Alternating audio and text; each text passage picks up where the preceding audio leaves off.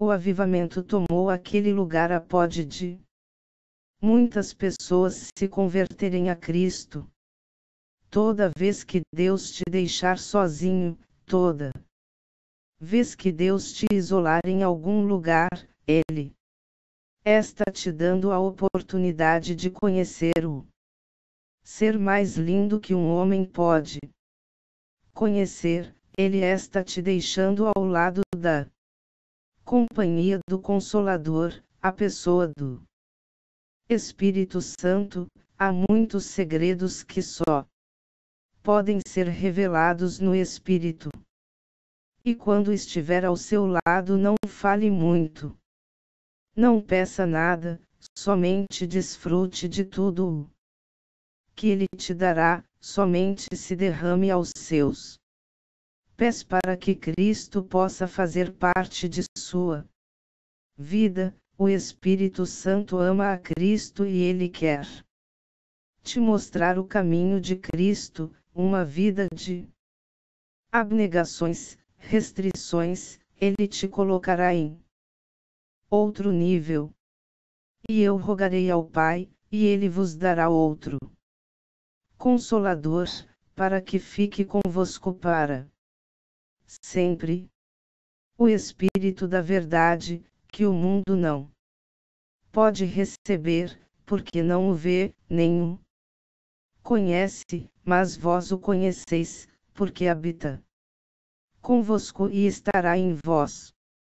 Mas aquele Consolador, o Espírito Santo, que o Pai enviará em meu nome, vos ensinará todas as coisas e vos fará lembrar de tudo quanto vos tenho dito. João 14:16, 17,26. A pessoa do Espírito Santo. Através da Bíblia, o Espírito Santo é revelado como pessoa, com sua própria individualidade. 2 Co 3.17-18, HB 9.14, 1p. 1.2. Ele é uma pessoa divina como o Pai e o Filho. 5.34. O Espírito Santo não é mera influência ou poder. Ele tem atributos pessoais, a saber, ele pensa. RM 8.27, sente. RM 15.30, determina. 1 Co 12.11, e tem a faculdade de amar e de deleitar-se na comunhão.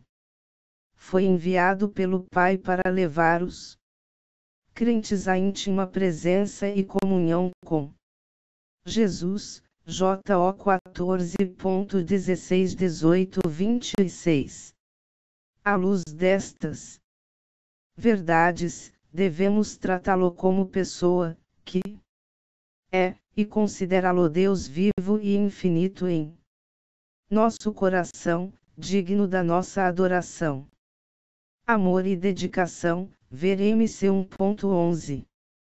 Há três pessoas na divindade, o Pai, o Filho e o Espírito Santo. Mateus 28:19, 1 João 5:07, que são iguais em natureza, poder e glória.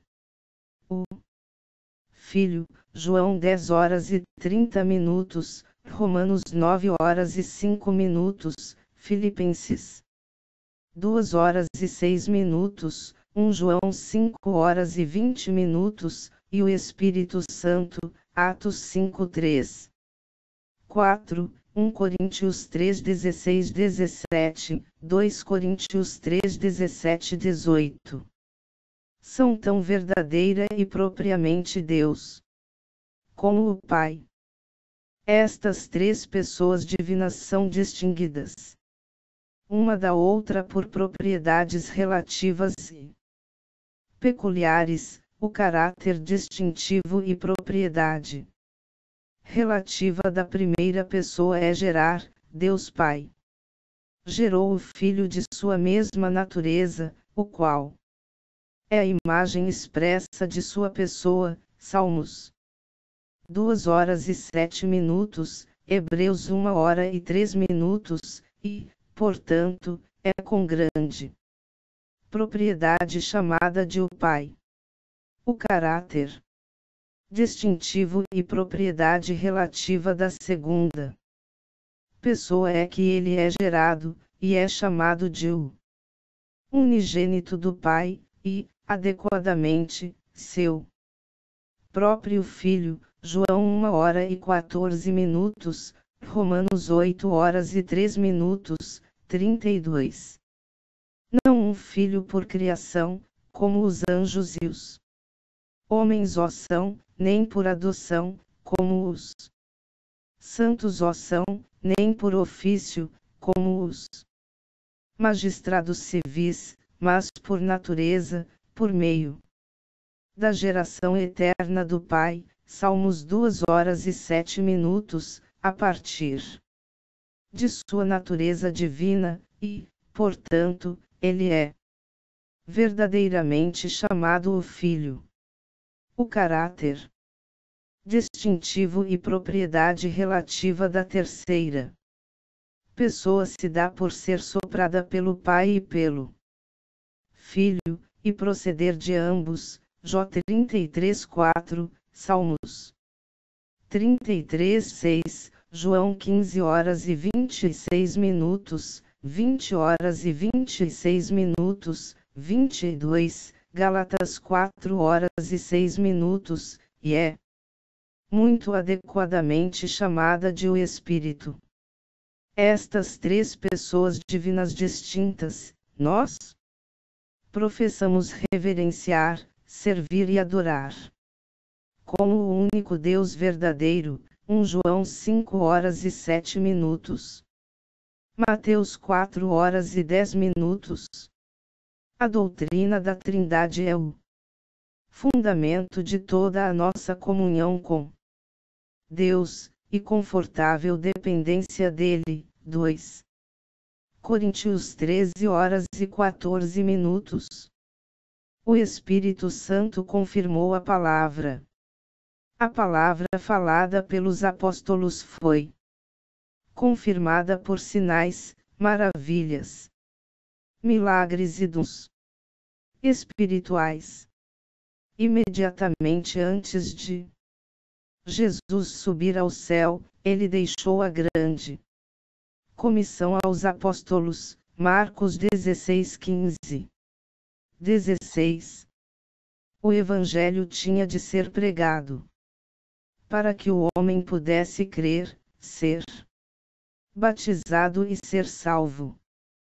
Jesus disse: estes sinais hão de acompanhar aqueles que creem, em meu nome, expelirão demônios, falarão novas línguas, pegarão em serpentes, e, se alguma coisa mortífera beberem, não lhes fará mal. Se impuserem as mãos sobre enfermos, eles ficarão curados. Marcos 16, 17 e 18. O objetivo desses sinais é explicado no versículo 20. À medida que os apóstolos saíam a pregar, o Senhor cooperou com eles, confirmando a palavra por meio de sinais que se seguiam. O Espírito Santo não apenas guiava os apóstolos para toda a verdade, mas confirmava a palavra que proferiam por meio dos milagres. Esses milagres limitaram-se ao período apostólico, quando a revelação da vontade de Deus se completou e a palavra foi escrita, logo antes de 70. Depois de Cristo, a palavra já tinha sido confirmada. Hebreus 2:13 e 4. Cada sinal ou milagre que é necessário já foi escrito. João 20:30-31. A palavra está completa e não há necessidade de haver sinais miraculosos hoje. Nomes atribuídos ao Espírito Santo. Na Bíblia: Espírito, F5, 18 e MC1, 10. Espírito Santo, AT2, 4. Espírito de vida, RM8, 2. Espírito de graça, HB10, 29. Espírito de adoção, RM8, 15. Espírito da glória de Deus. 1P4, 14. Espírito de inteligência, IS11. 2. Espírito de santidade, RM1, 4. Espírito Santo da promessa. F1, 13. A biografia do Espírito Santo. 19. Espírito de Jesus, AT 16, 7. Espírito de Deus. GN1, 2. Espírito do nosso Deus, 1 Co. 6, 11. Espírito eterno, HB9, 14. Espírito de vosso Pai, MT10. 20. Consolador, JO 14, 16 e 15, 26. Espírito de verdade, JO 16, 13. Espírito de Jesus Cristo, FP1. 19. Espírito do Senhor, JZ 14, 6. LC4, 18. Espírito de sabedoria, IS11, 2. Bom Espírito, SL 143, 10. A biografia do Espírito Santo. 20. A biografia do Espírito Santo. 21. O verdadeiro avivamento. Ainda assim, agora mesmo diz o Senhor: convertei-vos a mim de todo o vosso coração, e isso com jejuns, e com choro, e com pranto. E rasgai o vosso coração, e não as vossas vestes, e convertei-vos ao Senhor vosso Deus, porque Ele é misericordioso, e compassivo, e tardio em irar-se, e grande em benignidade, e se arrepende do mal. Quem sabe se não se voltará e se arrependerá, e deixará após si uma bênção em oferta de alimentos e libação para o Senhor vosso Deus. Tocai a trombeta em Sião, santificai um jejum, convocai uma assembléia solene. 16 Congregai o povo, santificai-a congregação, ajuntai os anciãos, congregai as crianças, e os que mamam, saia o noivo da sua recâmara, e a noiva do seu aposento.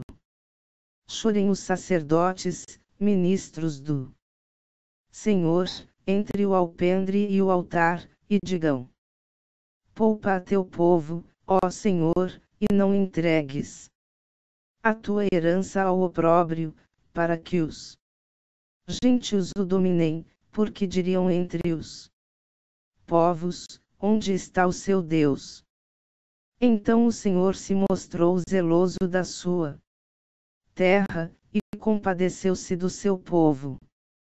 E o Senhor, respondendo, disse ao seu povo: eis que vos envio o trigo, e o mosto, e o azeite, e deles sereis fartos, e vos não entregarei mais ao opróbrio entre os gentios.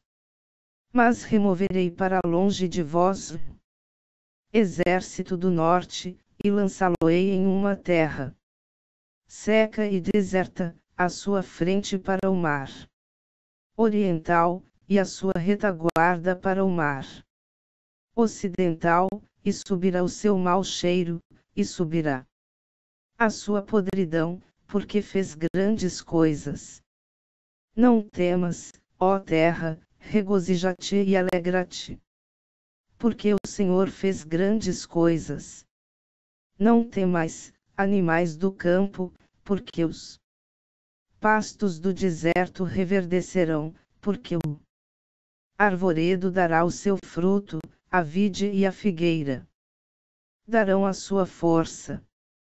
E vós, filhos de Sião, regozijai-vos e alegrai-vos no Senhor vosso Deus, porque Ele vos dará em justa medida a chuva temporã. Fará descer a chuva no primeiro mês, a temporã e a serôdia. E as eiras se encherão de trigo, e os lagares transbordarão de mosto e de azeite. E restituir-vos-ei os anos que comeu o gafanhoto, a locusta, e o pulgão e a lagarta, o meu grande exército que enviei contra vós.